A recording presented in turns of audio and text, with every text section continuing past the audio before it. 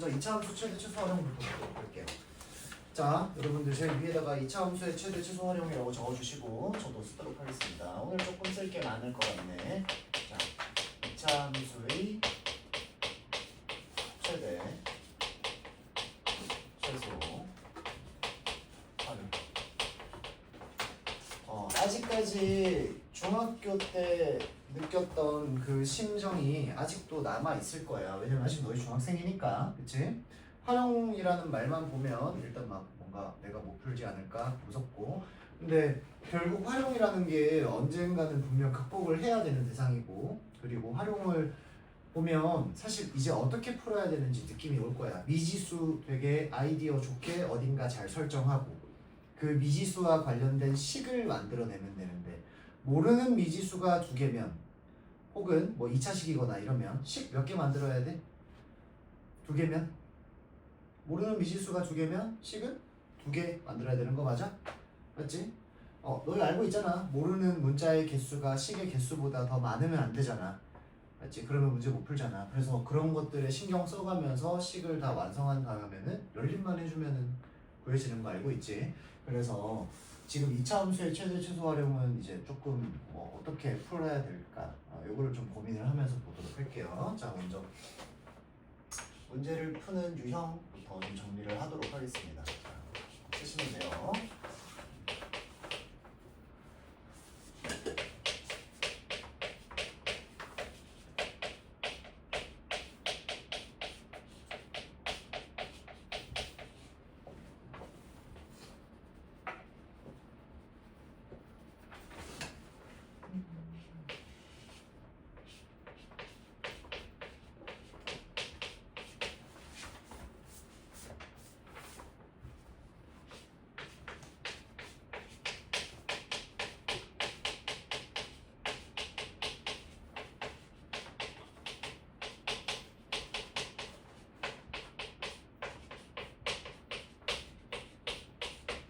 자, 먼저 여러분들 모든 문제가 거의 대부분 비슷해요. 2차 함수라는 거에서는 여러분들이 먼저 1단계에서 미지수를 설정을 해주시고 그 다음에 범위를 구해주셔야 하는데, 범위를 구해주셔야 돼요. 가방 해가지고 잘 빨리 앉아.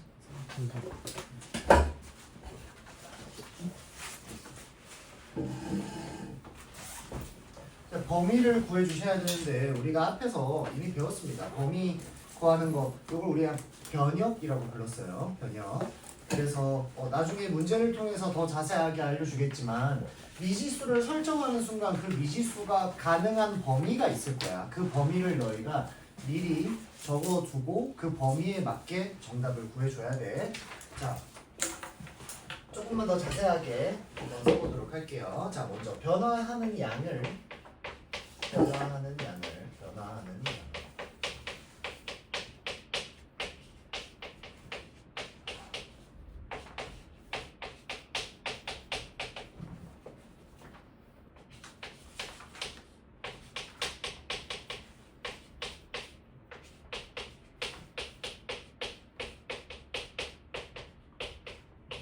자, 먼저 미지수 잡을 때는 우리가 문제에서 말하는 문제에 따라 다르겠지만 길이를 구하라는 문제가 있을 수도 있고 개수를 구하라는 문제가 있을 수도 있고 문제의 형태에 따라 다 다를 거야. 요거를 먼저 x로 잡아야 돼. 여기서 핵심은 변화하고 있는 거를 x로 잡아야 돼. 그러면 y 값도 그에 따라 항상 달라지겠지. 자, 두 번째야. 그 다음에는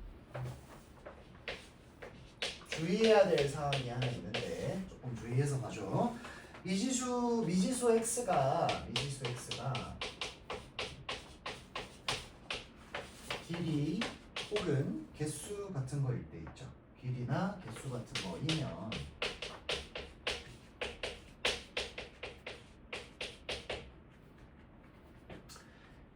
항상 0보다 커야 된다라는 거 기억하셔야 돼요. 맞죠? 길이와 개수는 마이너스 3cm 혹은 마이너스 3개 이런 거 불가능하지. 항상 양수값을 가져야 된다라는 거.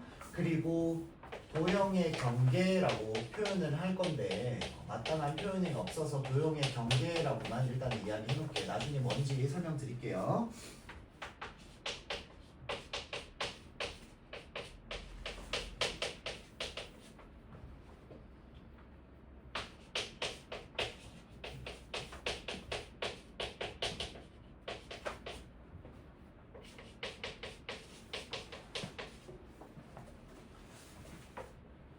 자, 대충 요런 말이야. 대충 요런 말이야. 자, 봐봐.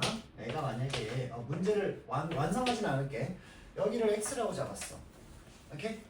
근데 여기가 예를 들어 뭐 7이고 여기가 뭐 4야. 자, 얘들아. 요 x 값은 일단 길이니까 0보다는 커야 되는 거 맞지? 맞지? 길이니까 0보다는 커야 되는 거 맞아? 정확하게 말하면 얼마보다 커야 되지? 응? 얼마보다 커야 돼? 월 이거 얼마보다 커야 돼? 0보다 커야 되는 건 당연한 말이고 삼각형의 세변의 길이를 봤을 때 삼각형의 성립 조건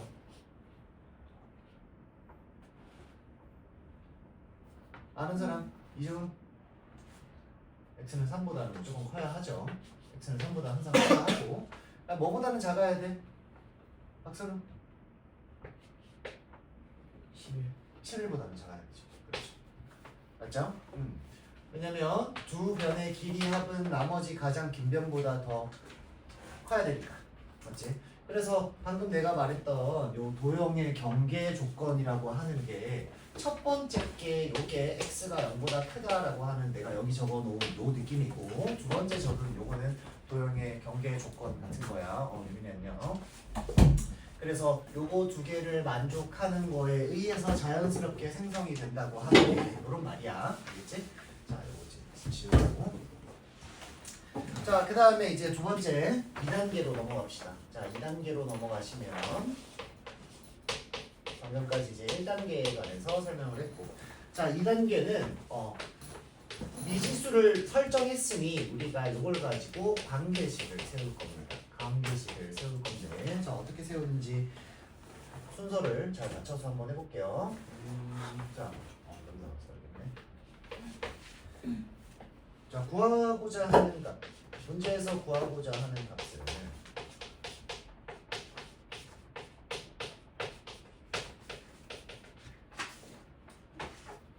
뭐 예를 들어 넓이나 높이 이런 거가 있을 거야. 이 친구들을 y라고 두고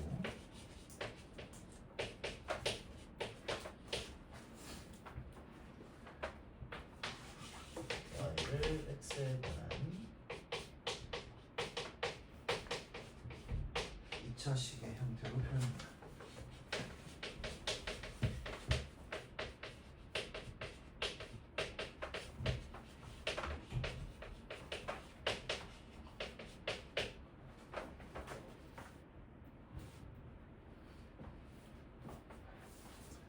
x 설정했으면 이제 y를 x에 관한 식으로 여러분들이 표현을 해줘서 보면 돼요. 자, 지금 현재까지 우리가 뭘 했냐면 x로 잡은 상황에서 변역을 적어둔 상태야. x의 값의 범위가 있다고. 그 x의 범위를 일단 첫 번째에서 구했고 그 다음에 두 번째는 관계식 y는 뭐 x랑 관련된 2차식으로 썼어. 그럼 이제 마지막으로 이제 해야 되는 건 그 범위에 맞는 y 값을 찾아줘야겠지. x 값이 설정이 돼 있으니까 범위에 맞는 거를 이제 구해주시면 되겠습니다. 자, 세 번째예요. 자, 마지막 단계입니다. 3단계. 최대 최소를 이제 구하러 가는 단계입니다. 최대 최소 구하러.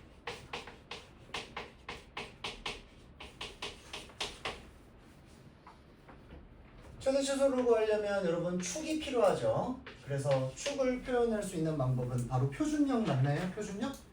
표준형. 근데 그냥 좀 이해하기 쉽게 완전제곱식 형태라고 할게. 완전제곱식 형태로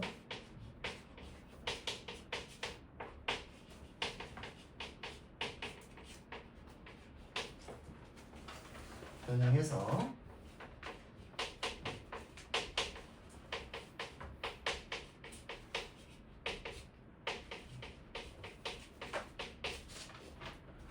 축의 위치 확인하셔야 되죠.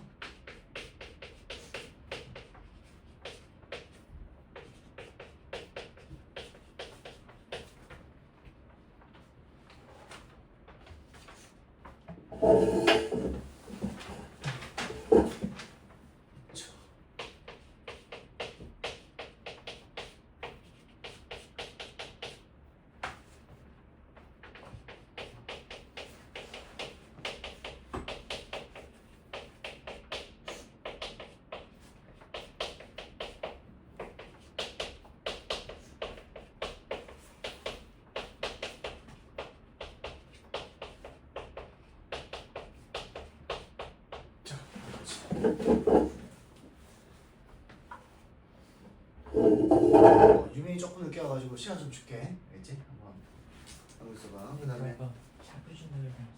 아 맞다. 너 씨, 그래서 안 쓰고 있었어? 못 썼어. 말해주지. 어? 시간.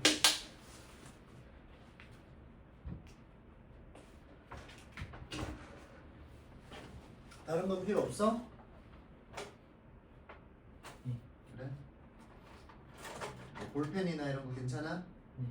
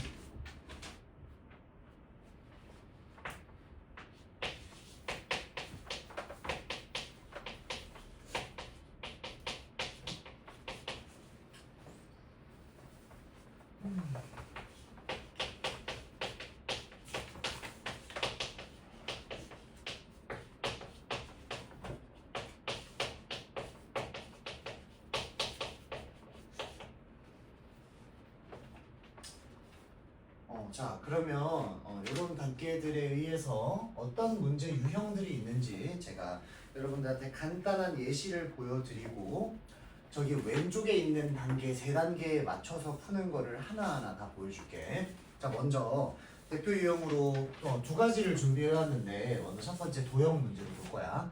도형 문제들 중에서도 직사각형 넓이의 최대를 구하라고 하는 문제들이 만약에 있다면 뭐 어떻게 풀어야 하는지.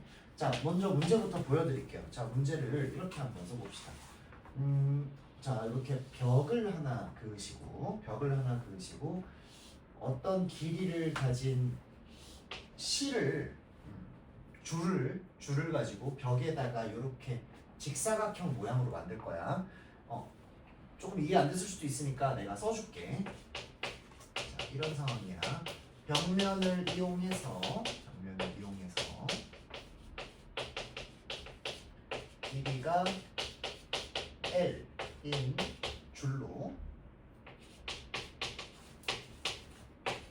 직사각형 모양의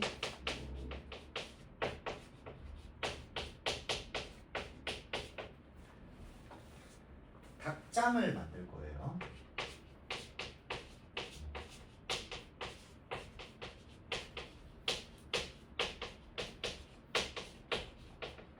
이때 넓이의 최대값을 구하겠습니다. 자, 넓이 최대. 자, 이런 상황이에요. 그럼 뭔 말인지 알겠지? 실제로 그 줄에 해당하는 길이는 여기 초록색으로 표현한 거고 여기 위에 있는 저거는 벽이야, 벽. 알겠죠? 자 그러면 여러분들 일단 x값을 뭐라고 둬야 할지를 정해야겠죠. 일단 제가 그거를 이제 순서대로 한번 해보겠습니다. 자 식세우기라고 일단 쓸게. 관계식 세우기 전에 이거 1단계부터 해야 되지. 자 저는 세로의 길이를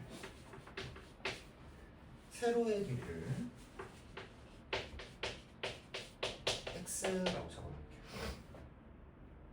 그러면 가로 길이가 얼마가 되는 거죠?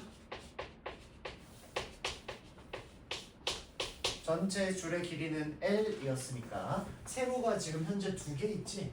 2개 있으니까 가로 길이는 L 빼기 2x가 될 거야. 여기까지 이해됐어? 문제 없어? 저기 위쪽 가로는 생각 안 해줘도 되지? 벽이 알아서 막아주고 있으니까. 어머니 이해됐지? 자, 그래서 가로의 길이를 L 빼기 2x라고 하고, 자, 미지수 설정한 거야 방금. 그러면 이제 우리 생겨나는 저 범위를 구해야 되잖아. 그래서 범위도 설정을 한번 해보도록 할게요. 자, 범위 설정할 건데 길이는 무조건 양수죠. 길이는 양수이므로 바로 그냥 좀 암산해서 바로 말할 수 있겠죠. x는 0보다는 커야 되고, 그리고 2분의 1보다는 작아야 한다. 여기까지도 문제없이 잘 할 거라고 생각합니다. 범위 설정도 끝났습니다. 자, 그러면 관계식을 세워볼게요. 자, 관계식 세울게요. 관계식 세울게요. 자, 관계식은 어떻게 할 거냐면, 자, y라고 하는 요 값을 넓이라고다 한다면 세로에다가 가로 곱한 게 전체 넓이죠. 직사각형의 넓이죠. 자, 따라서 x에다가 L 빼기 2x를 곱한 요 모습이 관계식일 겁니다.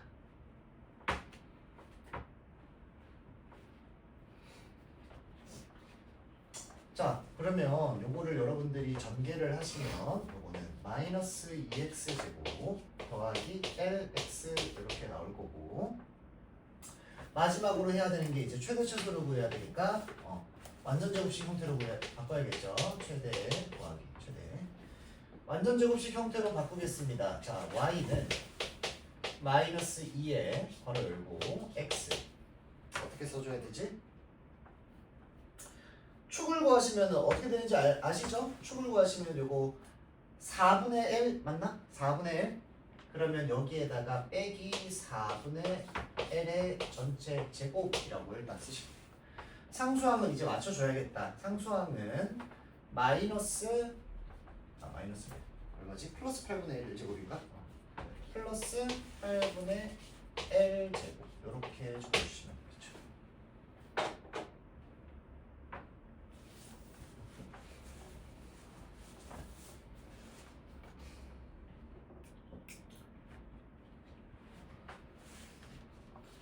자, 마지막으로 하나 더 확인해야 되는 게 있는데, 자, 요거 중요해요.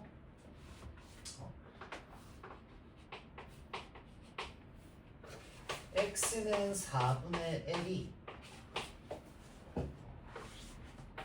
x는 0, 2분의 L 사이에 있는지 확인하는 거.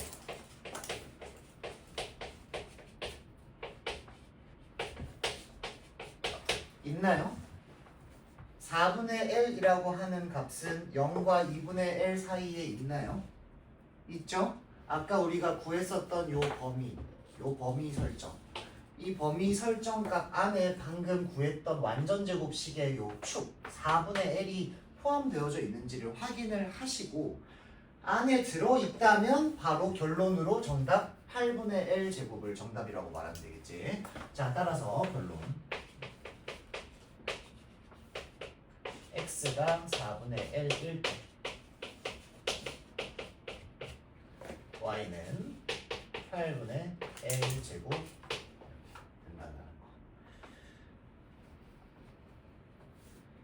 자, 이게 직사각형 넓이의 최대. 사실 문제에 뭐 진짜 솔직히 말해서 머리 좋고 연습 잘 돼 있고 열심히 공부하는 학생들은 요 문제 푸는데 20초 30초 걸릴 거야. 맞지?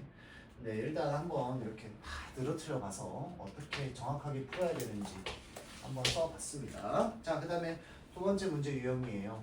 자, 두 번째 문제 유형은 매접하는 도형 문제인데,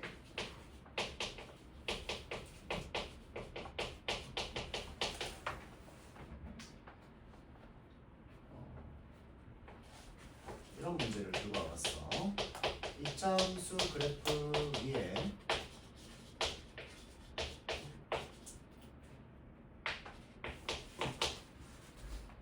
직사각형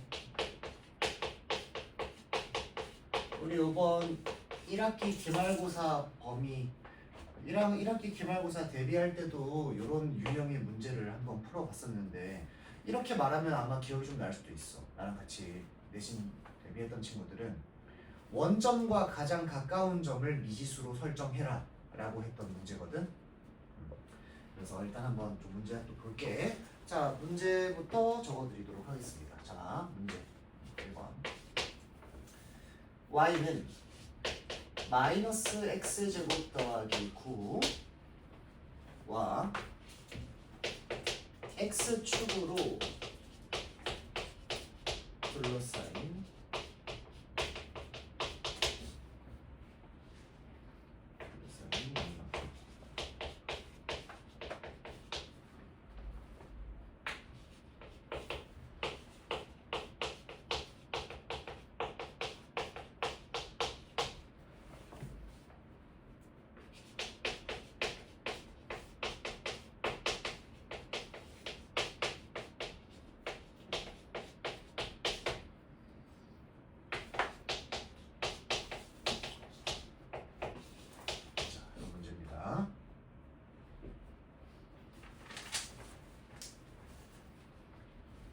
자, 왼쪽에 제가 아까 다 하나하나 했던 거를 이제는 조금은 생략해서 그래서 뭐 순서대로는 당연히 할 거지만 조금은 생략해서 쓸게. 자, 일단 문제 상황부터 한번 보자. 마이너스 x제곱 더하기 9라고 하는 건 이건 쓰는 거 아니야? 쓰는 거 아니야. 마이너스 x제곱 더하기 9라고 하는 거는 뭐 이런 식으로 생각했지. 여기가 9고 그 다음에 뭐 이쪽이 뭐 마삼, 여기가 3. 그래프를 이렇게 그려주시면 되겠죠. 이렇게 생긴 위로 블록 그래프와 이것과 x축으로 둘러싸인 도형이라고 하면 여기 안을 말하는 거야. 여기 안에 내접할 수 있는 직사각형이 이렇게 생긴 것도 있을 거고 또 이렇게 생긴 직사각형이 있을 수도 있고, 맞아? 이렇게 잽실하게 생긴 직사각형이 있을 수도 있고 많은 직사각형들이 있을 텐데 그 직사각형들 중에서 둘레 길이가 최대인 애가 누군지 찾는 그런 문제야. 사실 그냥 이렇게만 누군가한테 물어보면 되게 어렵게 느껴지겠지만 사실 뭐 그렇게 어렵지는 않을 것 같습니다. 자, 그럼 한 번만 문제 상황을 파악했으니까 그림을 그려놓은 채로 한번 문제를 풀어보도록 할게요. 자, 방금 그렸던 거 그대로 한번 그려볼게요.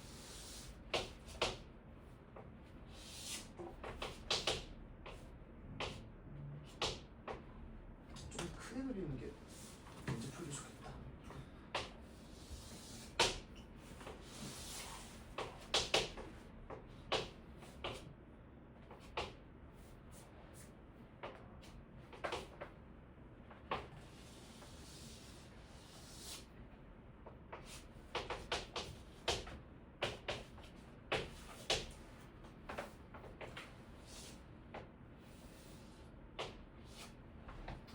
자, 일단 첫 번째 이거부터 할까요? 식을 한번 세워보겠습니다. 우리가 첫 번째 할 거는 일단 1사분면에 있는 1사분면에 직사각형의 한 꼭지점을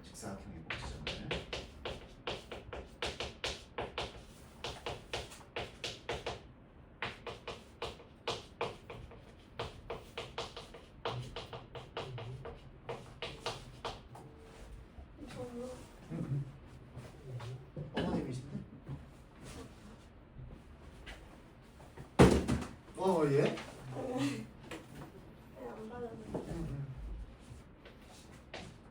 이렇게 잡아보도록 할게요.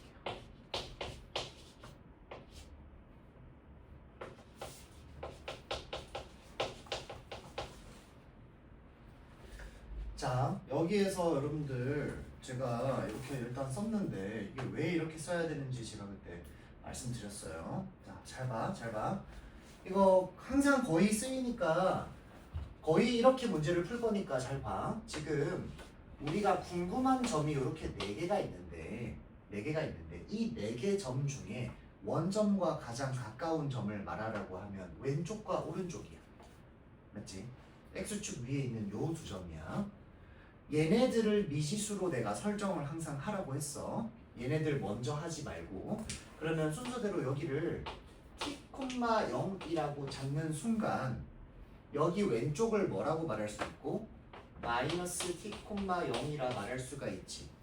또 이 점은 x값이 t니까 여기도 t로 시작하는 식일 거야. 그러면 y값은 얼마지? 여기에다가 대입하면 되지. 그래서 마이너스 t제곱 더하기 9가 됐어. 됐지? 그래서 1사분면에 있는 직사각형의 한 꼭지점을 이렇게 설정했다라는 말이야. 여기까지는 따라오지. 자, 그 다음 이제 우리가 범위 설정해줘야겠죠. 방금 그 미지수를 이렇게 딱 잡아줬으니까 그 다음 이제 범위 설정을 할 건데, 자, 범위 설정은 어떻게 할 거냐면 일단 내가 지금 t를 1사분면에 있는 점을 t라고 놨잖아. 이 t 값은 여기부터 오른쪽 최대 3까지만 갈 수 있는 거 맞아? 그래서 여기다가 범위 설정을 이렇게 잡을 거야. t 값은 0 초과 3 미만 이렇게만 할 수 있다 라고 적어주세요.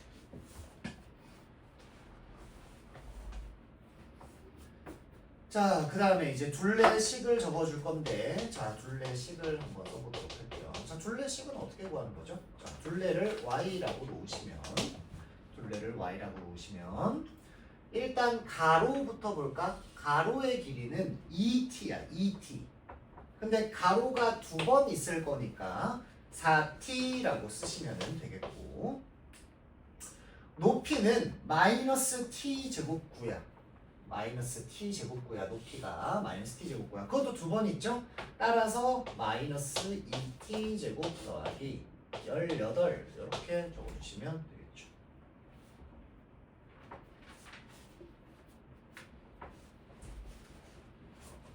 자, 그러면 우리가 요거를 최대값 구하라고 했으니까 요거를 최대로 바꾸려면 완전 제곱식으로 고쳐야 된다 그랬어. 자, 얘는 y는 마이너스 2로 묶고 t 빼기 1의 전체 제곱 맞나요?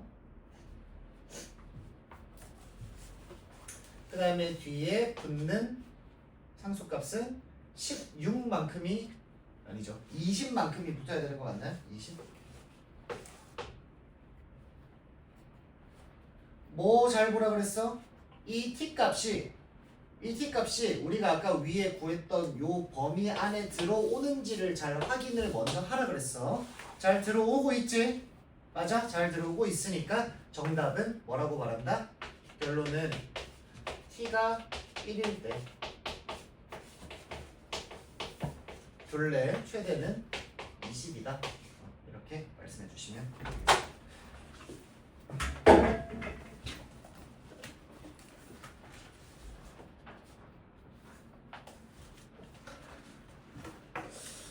이미 알고 있는 사람들한테는 되게 쉬운 유형인데 요 유형을 또 모르고 있는 친구들은 많이 어려워하는 거기도 해.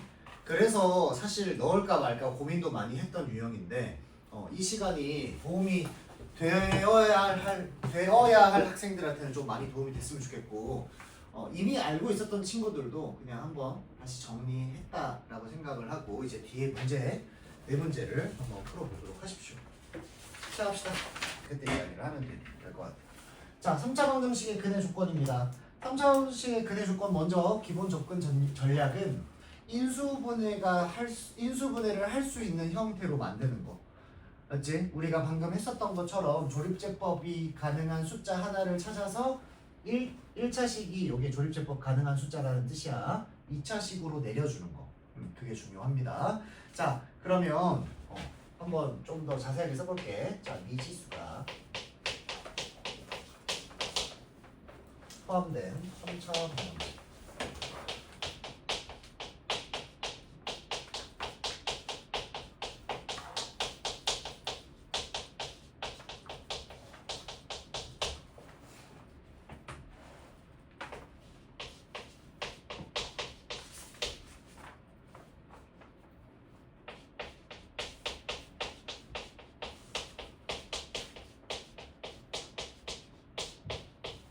준영아 조금만 기다려줘.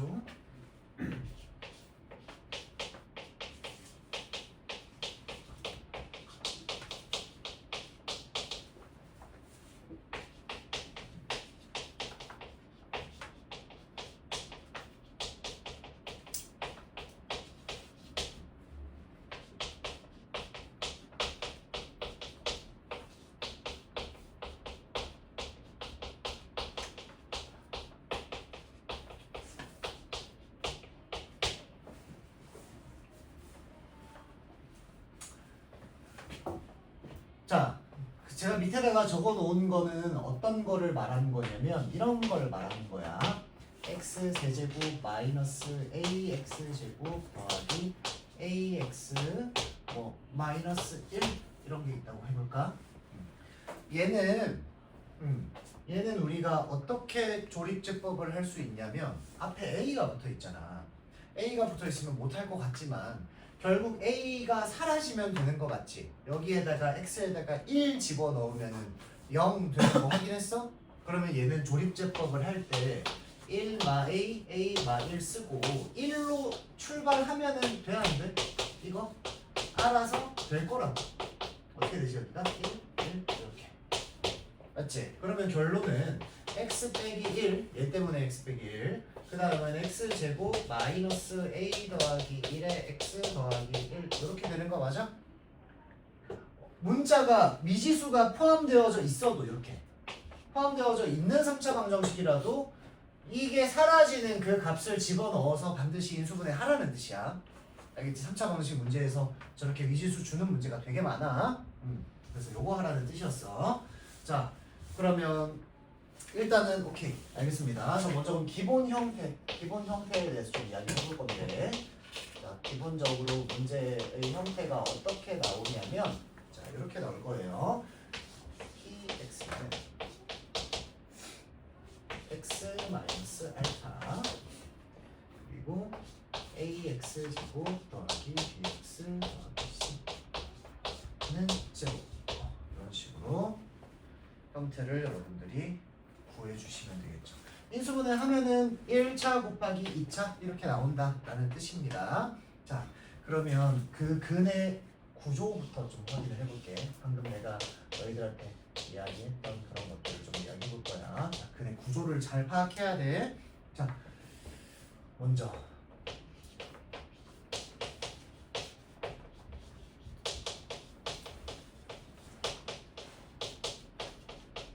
이미 확보된 근이 얼마야? 지금 이런 식이 있다면 이미 확보된 근은 누구야? x는 알파. 이미 확보된 근 하나 썼고요.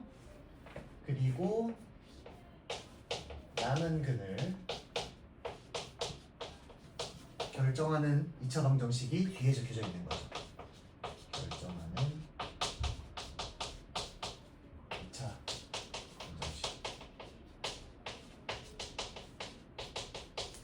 얘가 ax제곱 더하기 bx 더하기 c는 0입니다.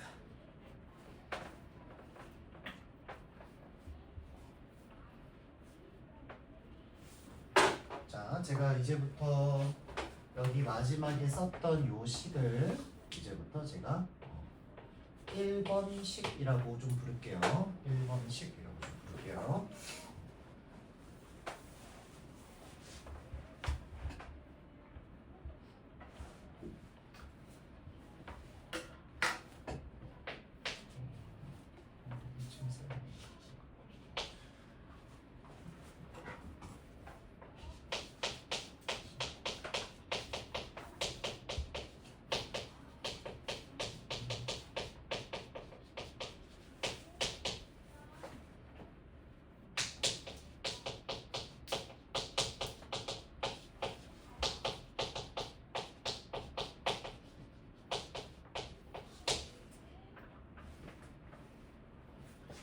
자, 그 1번 식에 관해서 이제 세 가지 유형이 있어.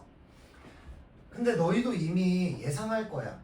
이 1번 식은 판별식이 0보다 크냐, 0이냐, 0보다 작냐에 따라 근의 형태가, 근의 구조가 세 가지로 나뉘지. 그거에 대해서 쓸 거야. 알겠지? 근데 그 중에 가장 어려운 유형이 하나 있어. 그래서 내가 1번, 2번은 너희가 쉽게 빨리 이해할 수 있을 텐데 마지막 것도 이해는 할 거야. 이해는 하는데 조심해야 되는 부분이 있으니까 그 조심해야 되는 부분이 어딘지를 잘 파악하고 봐야 돼. 자, 먼저 첫 번째 유형부터 한번 써보도록 할게요. 자, 첫 번째 유형입니다. 자, 유형 1.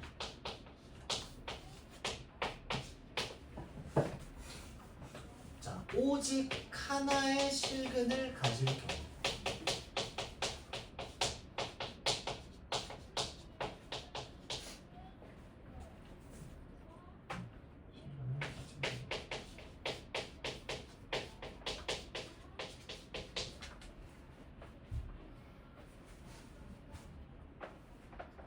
자, 이 말은 무슨 말이냐면 나머지 두 근은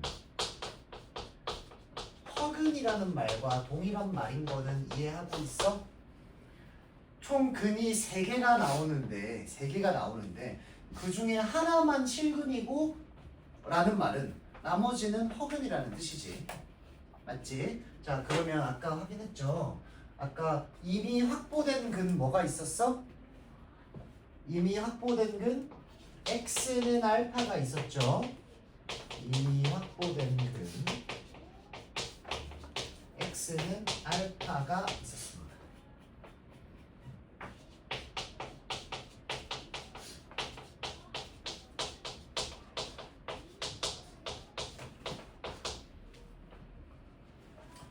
그러면 1번식은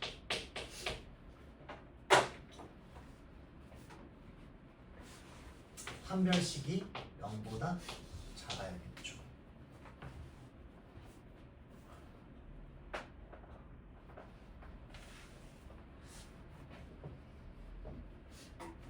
자, 두 번째 유형이에요. 요거는 간단하니까 쉽죠? 자, 그 다음 유형은요. 서로 다른 세실근을 가지는 경우입니다. 서로 다른 세실근을 가지는 경우.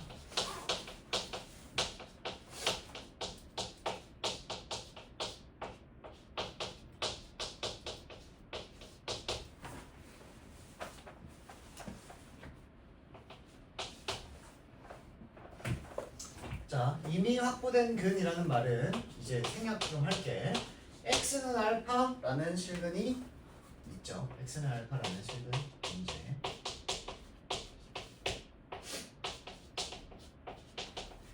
그러면 이제 서로 다른이라고 그랬으니까 두 근이 더 존재한다라는 거죠. 그래서 1번식이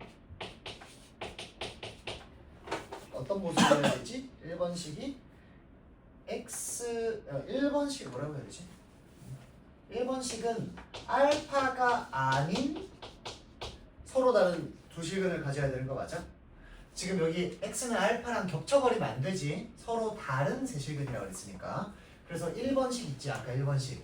얘는 알파를 집어넣었을 때 0을 만족하면 안 되면서 판별식이 0보다 커야겠지. 뭔 말인지 이해했어? 일단 맞아서 적을게. 알파가 아닌 서로 다른 두 실근을 가져야 한다.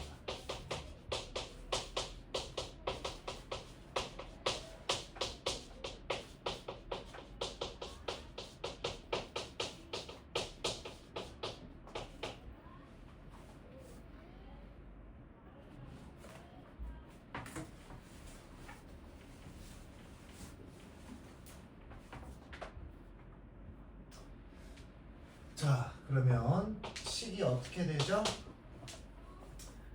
문제풀이 조건은 이렇게 되겠죠.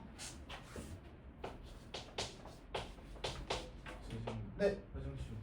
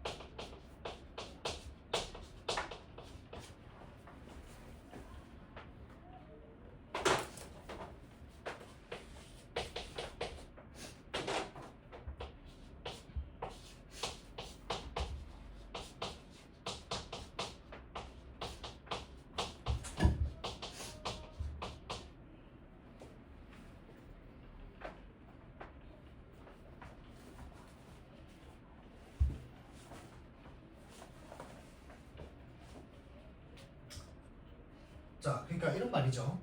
지금 1번식이 이거였잖아. 거기에다가 알파를 대입하면 A 알파 제곱 더하기 B 알파 더하기 C는 0이 되면 안 되는 거. 요 두 번째 조건과 판별식이 0보다 크다라는 거 둘 다 만족해야 서로 다른 세실근이 될 거야. 맞지? 여기까지 일단 좀 쓰세요.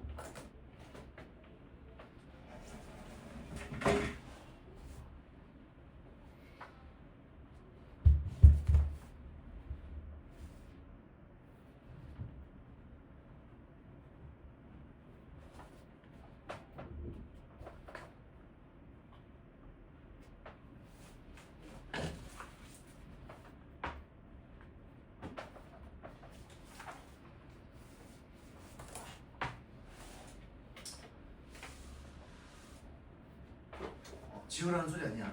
그 다음 거 쓰려고 자리 마련한 거야. 자, 그 다음에 이제 세 번째 유형인데, 자, 세 번째 유형, 요게 이제 엄청 중요합니다.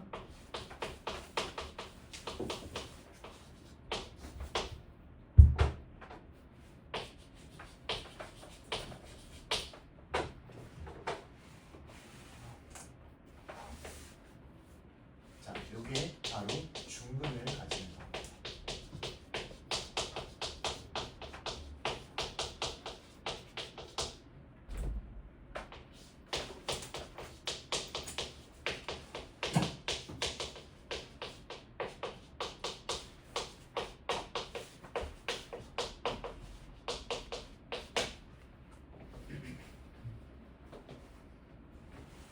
자, 요걸 왜 가장 많이 틀리냐면 요거는 정답을 두 번 구해서 두 상황을 더 해줘야 되거든. 일단 요거는 잠시만 선우 좀 기다렸다가 이렇게 알겠지? 일단 써놓긴 써놓을게. 여기.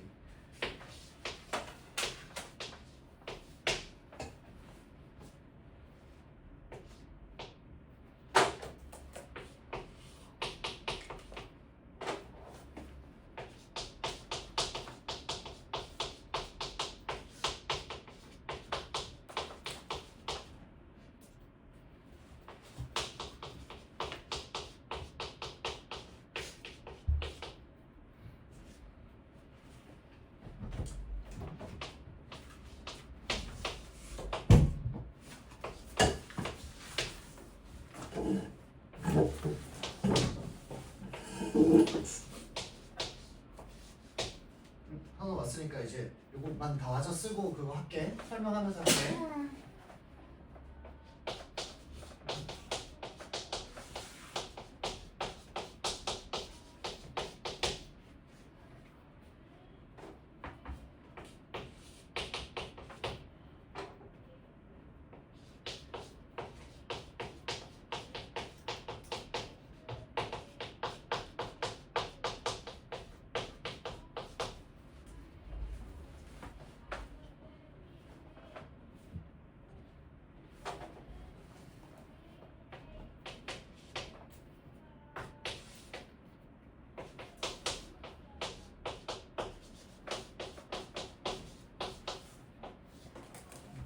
잘못했어요.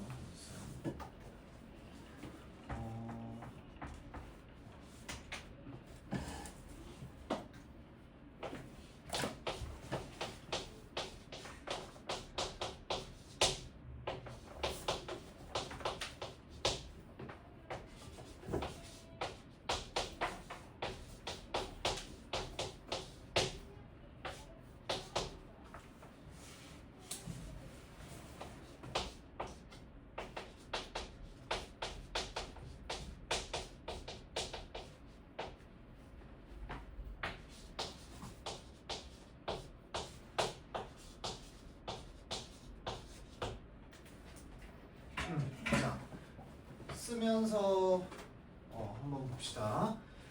자, 유형 3. 방금 우리가 이렇게까지 조립제법을 통해 인수분해를 해놨어. 근데 문제에서는 중근을 가지는 경우에 대해서 물어봤단 말이야. 여기에 근 하나 알파 이미 나와 있어. 확정근이야. 그러면 얘는 별개로 얘 자체가 그냥 중근을 가지면은 중근을 가지는 거 맞지? 2, 3차식은. 얘 자체가 중근을 가진다. 얘 자체가. 그러면 여기 자체에다가 판별식은 0 대입하면은 여기서 중근 발생하고 그것과 관련이 없는 알파도 근이 하나 더 있고 이런 상황이 한번 발생할 거고 아니면 얘가 만약에 근이 1이야 얘가 근데 여기에서 근을 구했는데 마이너스 1과 1이 나온 거야. 그럼 얘만 봤을 때는 서로 중근 아니지. 근데 앞에 있었던 확정근이랑 봤을 때는 서로 같은 근이지. 이렇게 중근이 발생할 수도 있지. 요거 이해됐어? 그게 지금 저기 적혀져 있는 케이스 2야. 자, 한 번만 다시 보자. 방금 했던 걸 똑같이 설명할게. 자, 중근을 가지는 경우인데 케이스 1은 x는 알파 무시하고 그냥 1번씩 저 ax제곱 더하기 bx 더하기 c가 그 자체가 그냥 중근을 가져버리면은 중근이라는 걸 가질 거야. 두 번째 경우야. x는 알파라는 값으로 중근을 가지는 경우야. x는 알파가 이미 구해져 있는 x는 알파가 뒤에 있는 일식의 근이 되어버리는 거야. 그렇게 되면 x는 알파라는 게 중근이 되겠지. 얘가 두 번 있다라는 거야. 최소. 그래서 이렇게 식을 써서 최종 답은 첫 번째 케이스와 두 번째 케이스 두 경우 다 정답을 포함해서 정답을 말해주는 거야. 알겠지? 요걸 제일 많이 틀려요. 요걸 제일 많이 틀립니다. 그럼 이제 물어보는 친구들이 있을 거야. 삼중근의 경우는 아까 우리 이야기했었던 삼중근의 경우는 여기에 포함되어져 있나요? 어디에 포함되어져 있죠? 지금 포함되어져 있습니다. 케이스 2? 케이스 2에 포함되어져 있는 거지. x는 알파를 뒤에 식에다가 집어넣었을 때 0이라는 건 뒤에 식에 x는 알파가 이 뒤에 식에 동시에 중근이었을 수도 있어. 그러니까 뒤에다가 집어넣어주면 돼. 그냥 케이스 2에 다 포함되어져 있는 말이야. 3중근인 경우는. 일단 3중근이라는 거에 대해서 너무 크게 신경 쓰지 말고 3중근이면 사실 문제가 되게 쉬운 게 식에서 t가 나. 3중근은. 그리고 우리가 아직까지 3중근에 대해서 좀 잘 다루지는 아직 않았기 때문에 일단 너무 신경 쓰지 말고 자, 요 정도만 정리하고 이제 문제 풀러 가면 될 것 같아요. 자, 일단 방금 내가 판서한 내용 중에서 또 이해가 안 되는 게 있다면 개별적으로 좀 봐줄 테니까